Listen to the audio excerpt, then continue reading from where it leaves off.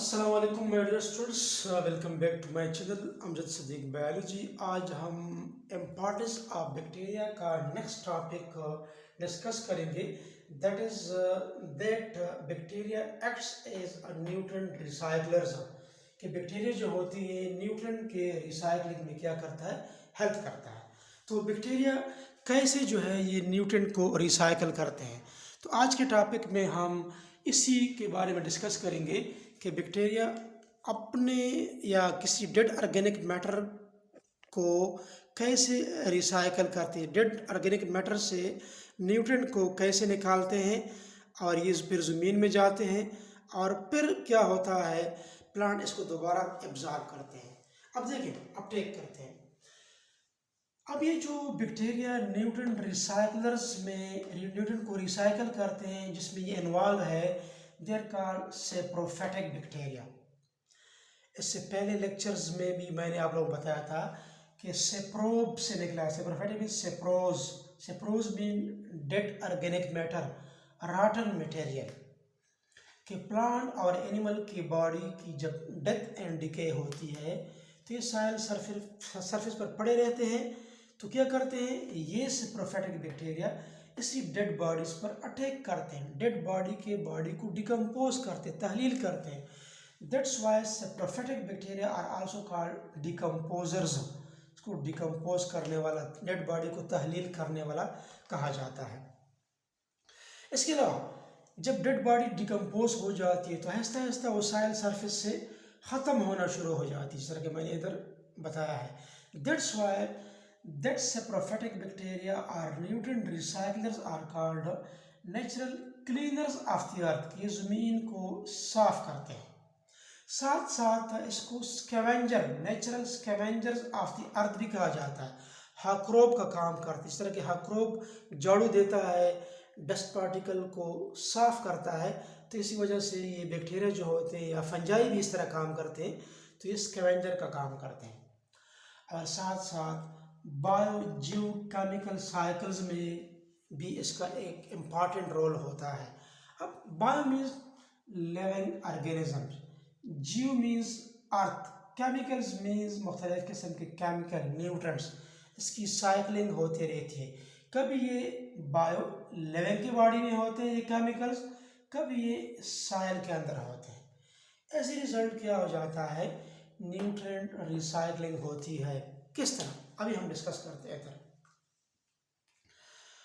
अब break organic compound किस तरह, देखिए अभी आपके पास ये बेसिकली आपके पास क्या है, ये आपके पास साइल है, साइल है मीन साइल, आपके पास साइल सरफेस है आपके पास, ठीक है।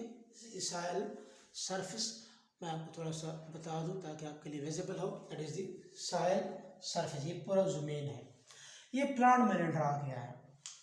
अब ये प्लांट अपने न्यूट्रिएंट किधर से हासिल करते हैं, साइल से। आपके पास पूरा का पूरा क्या साइल है। Soil is the reservoir for different types of nutrients.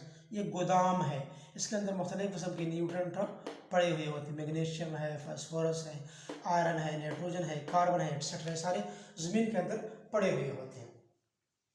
अब प्लांट क्या करते हैं, इसी न्यूट्रिएंट को रूट की मदद से अपटेक करते हैं। तो ये जो न्यूट्रिएंट है ये साइल से प्लांट के बॉडी में चले जाते हैं।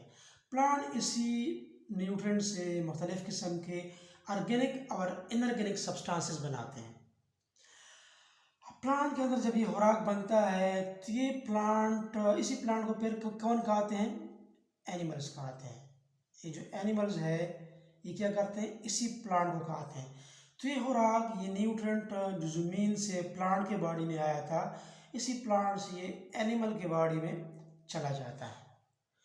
अब जब एनिमल और प्लांट की जब डेथ एंड डिके होती है, जब दोनों की डेथ होती है, तो ये डेड बॉडीज़ की सूरत में ये क्या होते हैं, साइल सरफेस पर ये पड़े रहते हैं डेड बॉडीज, ठीक है।